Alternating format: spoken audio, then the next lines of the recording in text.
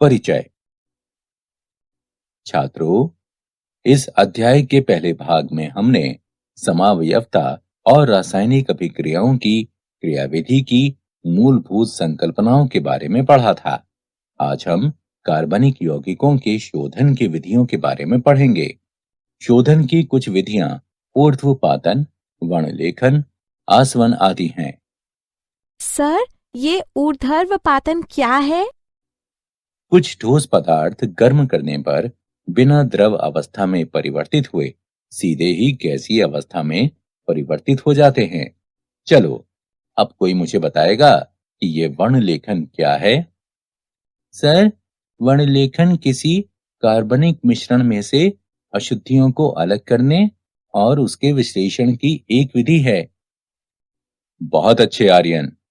अब हम शोधन की विधियों का अध्ययन विस्तार से करेंगे। इस अध्याय में आप कार्बनिक यौगिकों के शोधन और उनके मात्रात्मक और गुणात्मक विश्लेषण का अध्ययन करेंगे। उद्देश्य। इस पाठ के अंत में आप निम्न करने में सक्षम हो जाएंगे: कार्बनिक यौगिकों के शोधन की विधियों का वर्णन करना, कार्बनिक यौगिकों के गुणात्मक विश्लेषण को समझना, मात्रात्मक विश्लेषण का वर्णन करना। कार्बनिक यौगिकों के शोधन की विधियां। कार्बनिक यौगिकों के शोधन की विभिन्न विधियां निम्नलिखित हैं: ऊर्ध्वपातन यानी सब्लिमेशन, क्रिस्टलन यानी क्रिस्टलाइजेशन, आसवन यानी डिस्टिलेशन, विभेदी निष्कर्षण यानी डिफरेंशियल एक्सट्रैक्शन और वर्णलेखन यानी क्रोमैटोग्राफी। अब हम एक एक कर सभी के बारे में विस्तार से जानेंगे। ऊर्ध्वपातन। कुछ ठोस पदार्थ गर्म करने पर बिना द्रव अवस्था में परिवर्तित हुए सीधे ही गैसीय अवस्था में परिवर्तित हो जाते हैं। इसे ऊर्ध्वपातन कहते हैं। इसका उपयोग ऊर्ध्वपातनीय कार्बनिक यौगिकों को दूसरे अशुद्ध यौगिकों जो ऊर्ध्वपातनीय नहीं हैं, उनसे पृथक करने के लिए किया जाता है। अशुद्ध कार्बनिक यौगिकों को छिद्रित एस्बेस्टास की चादर से ढकी हुई एक प्याली में रखकर गर्म किया जाता है, जिसके ऊपर एक उल्टी फनल यानी कीप रखी जाती है। कीप के स्तंभ में कपास भरा जाता है। गर्म करने पर ठोस यौगिक का वो हिस्सा जो ऊर्ध्वपातित हो जाता है, एस्बेस्टस की चादर के छिद्र से गुजरकर कीप की ठंडी दीवार में संघनित हो जाता है। अशुद्धियां जो ऊर्ध्वपातित नहीं होती हैं, प्याली में ही रह जाती हैं। क्रिस्टलन। ठोस कार्बनिक यौगिकों के शोधन का यह सबसे सामान्य तरीका है। ये विधि जिस उपयुक्त विलायक में ये कार्बनिक यौगिक मिलाए जाते हैं, उसमें इनकी विलेयताओं में निहित अंतर पर आधारित होती है।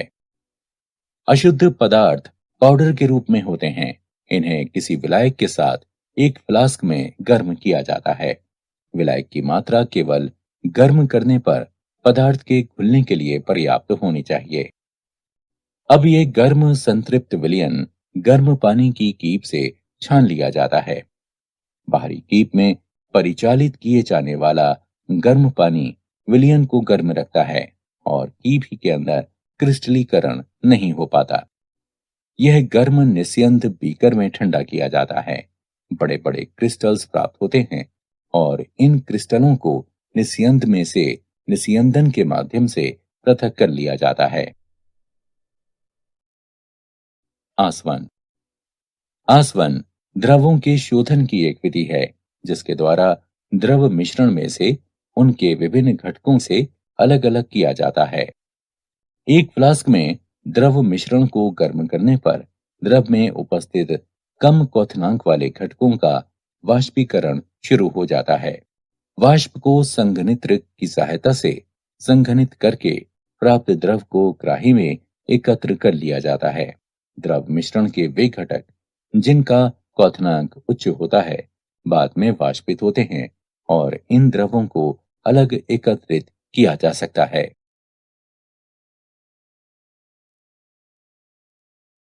प्रभाजी आसवन। जब दो द्रवों के क्वथनांक एक दूसरे के काफी करीब होते हैं, तब साधारण आसवन काम नहीं करता है। इस दशा में एक प्रभाजी कॉलम का उपयोग किया जाता है, जो एक लंबी नली के रूप में होता है और इसमें ऊपर जाती हुई वाष्प और नीचे आते हुए द्रव के मार्ग में अवरोध प्रदान किया जाता है। ए और बी द्रवों के मिश्रण को एक फ्लास्क में लिया जाता है, जिनके क्वथनांक क्रमशः 370 केल्विन और 380 केल्विन हैं। फ्लास्क को गर्म करने पर ए की ज्यादा वाष्प प्राप्त होती है और बी की वाष्प कम प्राप्त होती है। प्रभागी कॉलम में जैसे जैसे वाष्प ऊपर उठती जाती है, आंशिक रूप से संघनित द्रव नीचे गिरता है।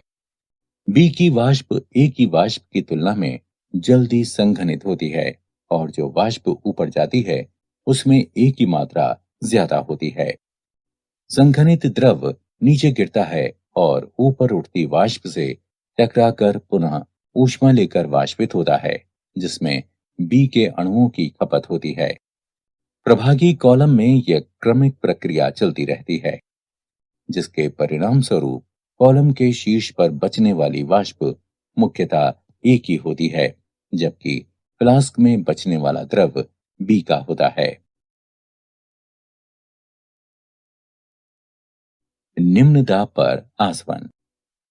ये विधि उन द्रवों के लिए प्रयुक्त होती है जो अपने क्वथनांक के निकट अपघटित हो जाते हैं। फ्लास्क की मुख्य गर्दन में एक लंबी केशिका नली यानी कैपिलरी लगा दी जाती है और बगल की दूसरी गर्दन में थर्मामीटर लगा दिया जाता है।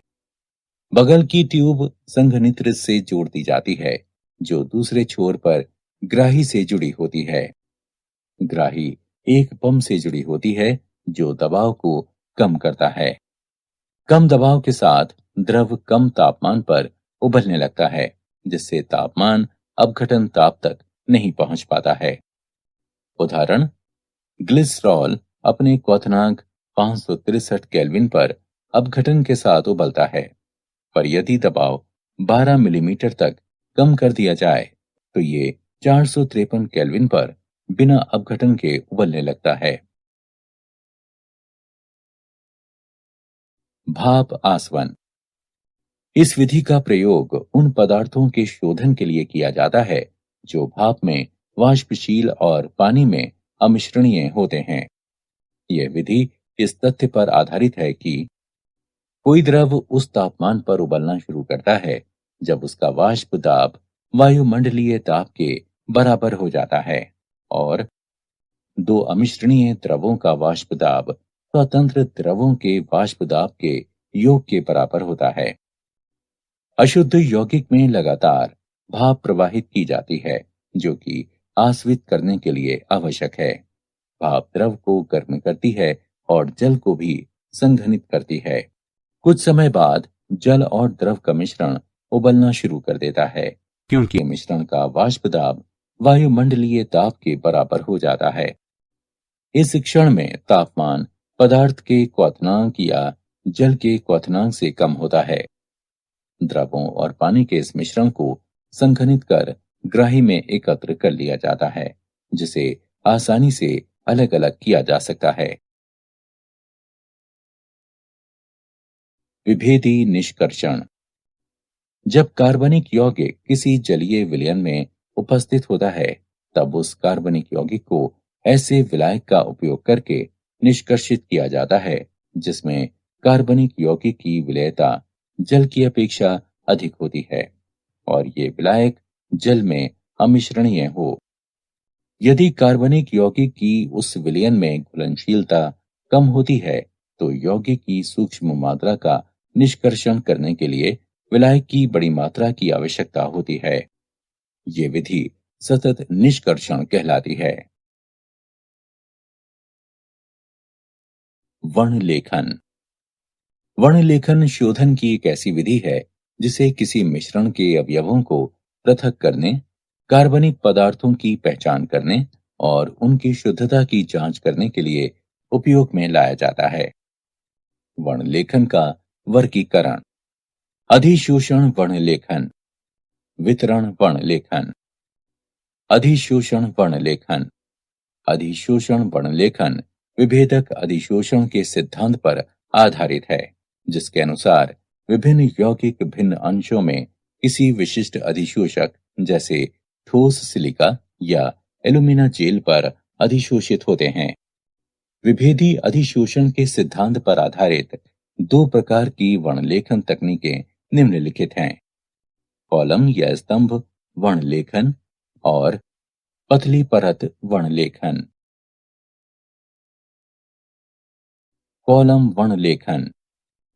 इस विधि के अंतर्गत विभिन्न घटकों के मिश्रण को जब स्टार्च या चारकोल जैसे अधिशोषक से भरे हुए कॉलम से होकर गुजारा जाता है, तब विभिन्न घटक आंशिक या पूर्ण रूप से अधिशोषक के द्वारा अधिशोषित हो जाते हैं और तब वे उपयुक्त विलायक, जिसे निक्षालक कहते हैं, उसकी मदद से अलग किए जा सकते हैं।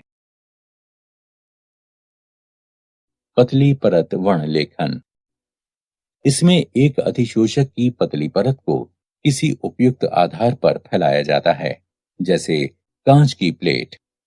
ये कांच की प्लेट पतली परत वर्णलेखन प्लेट या क्रोमोप्लेट कहलाती है।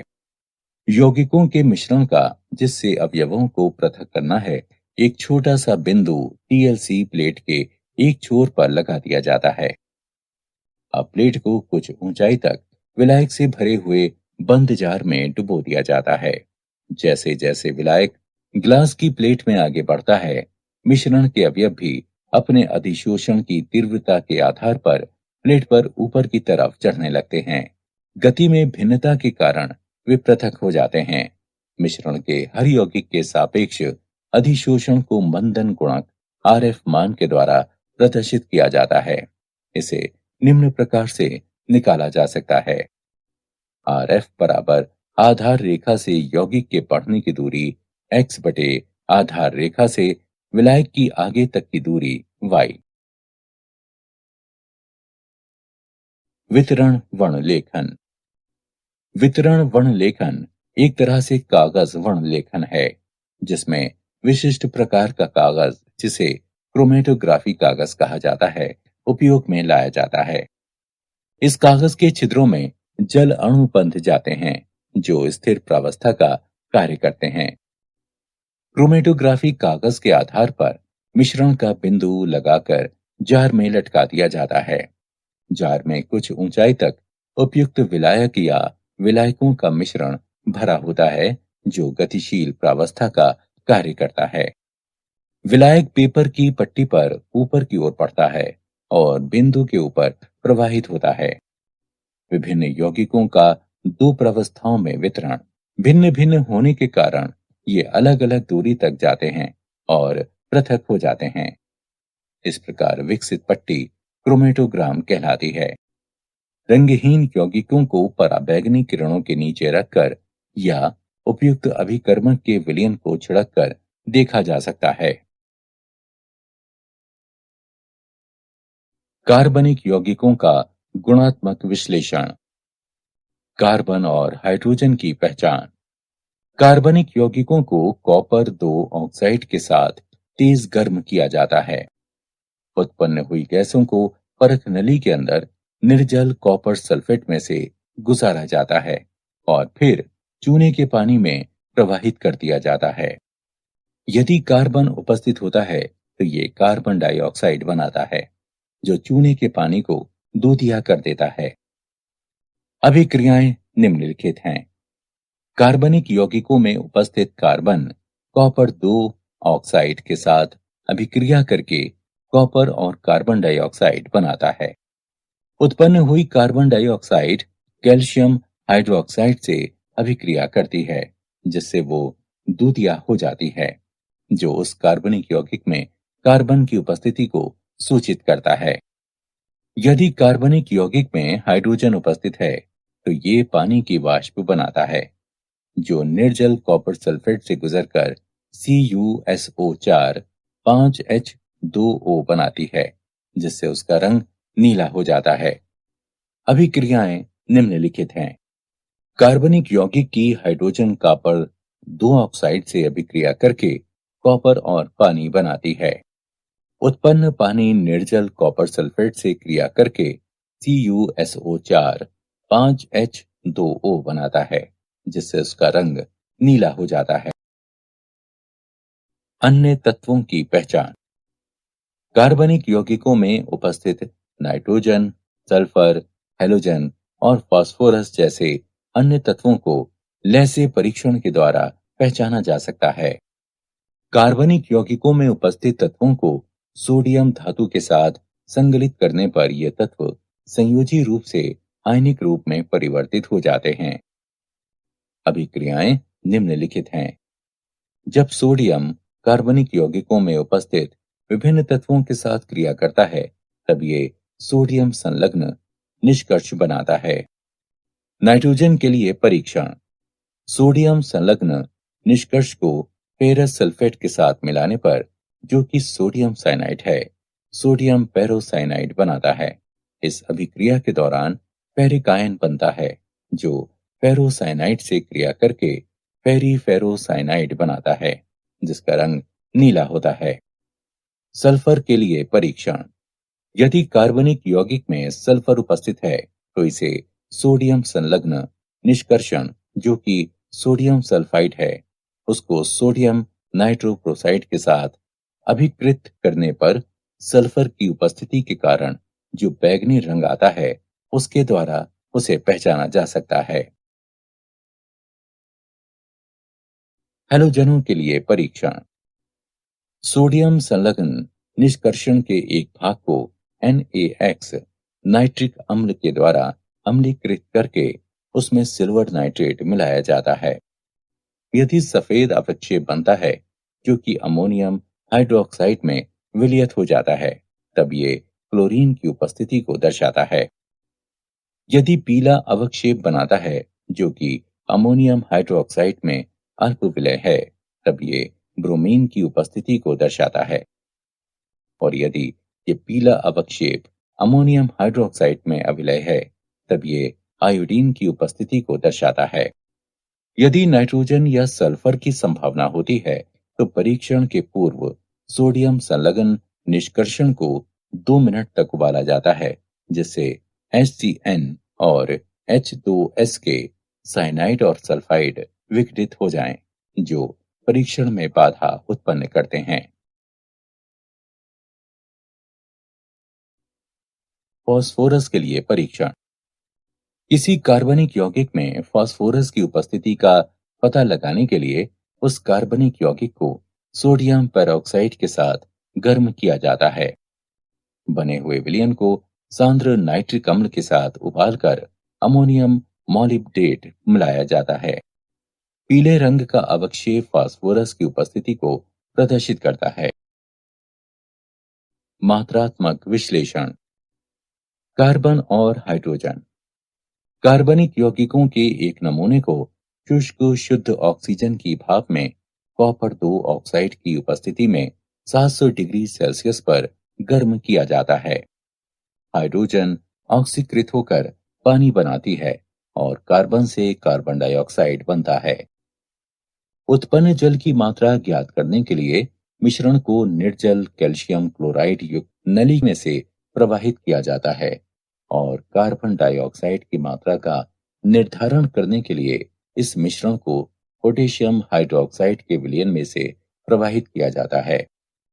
कार्बनिक यौगिक के नमूने में उपस्थित हाइड्रोजन का द्रव्यमान 1/9 कैल्शियम क्लोराइड के द्रव्यमान में वृद्धि और कार्बन का द्रव्यमान 3/11 पोटेशियम हाइड्रोक्साइड के द्रव्यमान में वृद्धि। नाइट्रोजन। नाइट्रोजन के आकलन की 2 विधियां हैं, ड्यूमा विधि और केल्डॉल विधि। ड्यूमा विधि नाइट्रोजन युक्त कार्बनिक यौगिक के ज्ञात द्रव्यमान को कार्बन डाइऑक्साइड के वातावरण में कॉपर ऑक्साइड के साथ गर्म किया जाता है। इस स्थिति में कार्बन और हाइड्रोजन ऑक्सीकृत होकर कार्बन डाइऑक्साइड और जल में परिवर्तित होते हैं और नाइट्रोजन मुक्त होती है।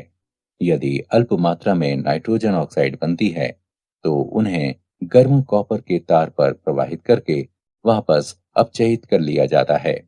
उत्पन्न गैसों के मिश्रण को भट्टी के द्वारा पोटेशियम हाइड्रोक्साइड विलयन में प्रवाहित किया जाता है।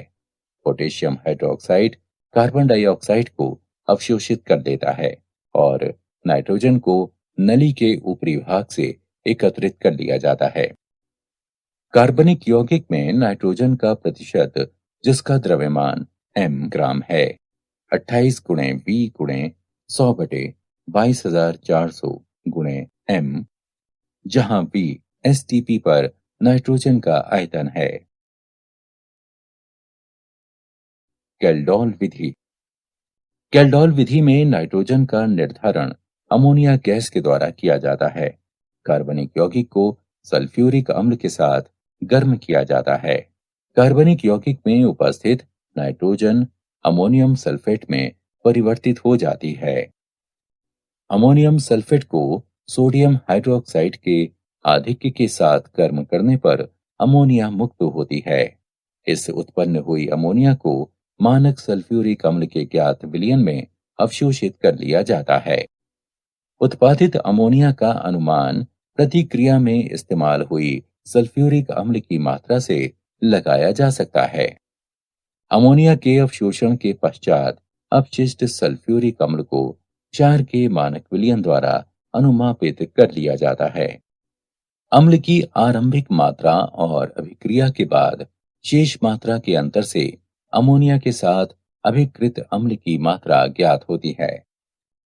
नाइट्रोजन का प्रतिशत 1.4 गुणे m गुणे 2, V और V1/2 का अंतर बटे कार्बनिक यौगिक का द्रव्यमान।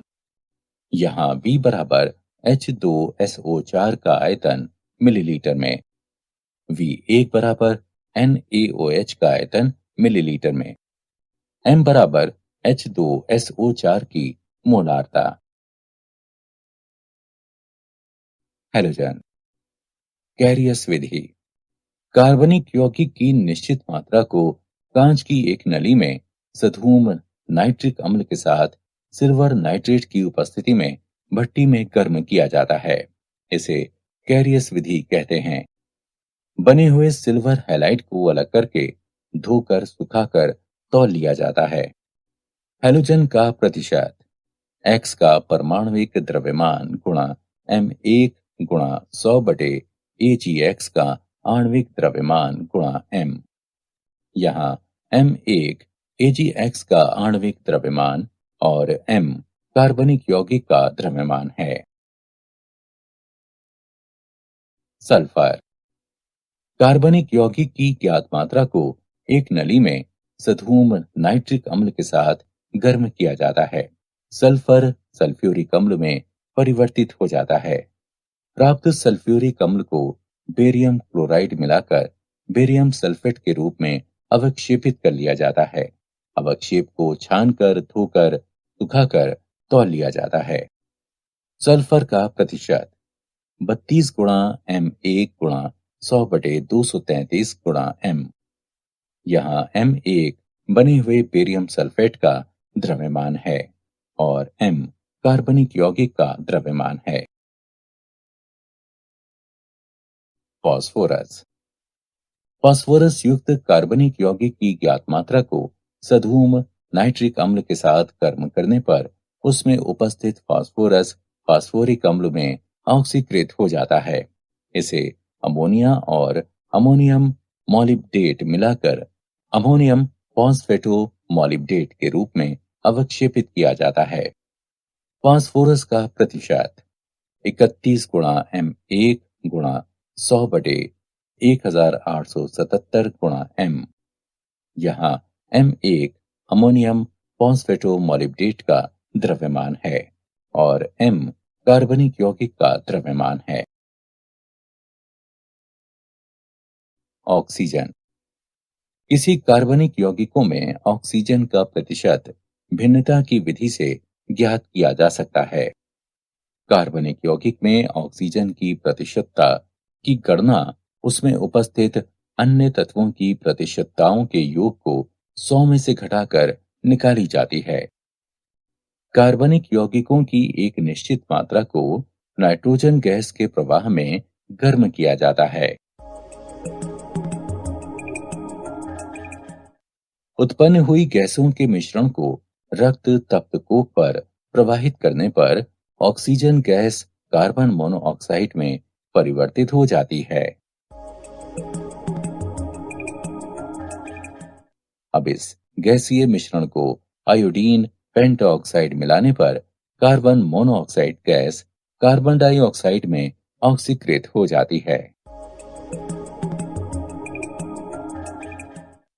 अभिक्रियाओं के अनुसार ऑक्सीजन का प्रतिशत निम्न प्रकार से प्राप्त किया जा सकता है: 16 गुणा कार्बन डाइऑक्साइड का द्रव्यमान बटे 44 गुणा कार्बनिक यौगिक गुणा 100।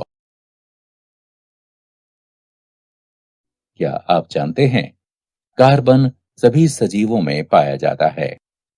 कार्बन एक अधातु है। ये अपने आप के साथ और कई अन्य रासायनिक तत्वों के साथ आपंत बना सकता है और लगभग 10 लाख यौगिकों का गठन कर सकता है। सारांश। आइए हमने जो कुछ सीखा है उसे संक्षेप में दोहराएं। ऊर्ध्वपातन, क्रिस्टलीकरण, आसवन, विभेदी निष्कर्षण और वर्णलेखन कार्बन यौगिकों के शोधन की विधियां हैं। कार्बनिक यौगिक को कॉपर 2 ऑक्साइड के साथ तेज गर्म करके उसमें कार्बन और हाइड्रोजन की उपस्थिति का पता लगाया जा सकता है। नाइट्रोजन, सल्फर और हैलोजन को सोडियम संगलन निष्कर्ष के द्वारा पहचाना जा सकता है। कार्बनिक यौगिक के नमूने में उपस्थित हाइड्रोजन का द्रव्यमान 1/9 कैल्शियम क्लोराइड के द्रव्यमान में वृद्धि और कार्बन का द्रव्यमान 3/11 पोटेशियम हाइड्रोक्साइड के द्रव्यमान में वृद्धि। कार्बनिक यौगिक में नाइट्रोजन का प्रतिशत, जिसका द्रव्यमान m ग्राम है, निम्न है। इसमें V STP पर नाइट्रोजन का आयतन है। किसी कार्बनिक यौगिक में हैलोजन का प्रतिशत X का परमाणविक द्रव्यमान गुणा M1 गुणा 100 बटे AgX का आणविक द्रव्यमान गुणा M है, जहां M 1 AgX का द्रव्यमान और M कार्बनिक यौगिक का द्रव्यमान है। किसी कार्बनिक यौगिक में सल्फर का प्रतिशत 32 गुणा M1 गुणा 100 बटे 233 गुणा M है। यहाँ M1 बने हुए बेरियम सल्फेट का द्रव्यमान है और M कार्बनिक यौगिक का द्रव्यमान। किसी कार्बनिक यौगिक में फास्फोरस का प्रतिशत 31 गुणा M1 गुणा 100 बटे 1877 गुणा M है, जहां M1 अमोनियम फॉस्फेटोमोलिब्डेट का द्रव्यमान है और M कार्बनिक यौगिक का द्रव्यमान है। किसी कार्बनिक यौगिक में ऑक्सीजन का प्रतिशत निम्न प्रकार से प्राप्त किया जा सकता है: 16 गुणा कार्बन डाइऑक्साइड का द्रव्यमान बटे 44 गुणा कार्बनिक यौगिक गुणा 100।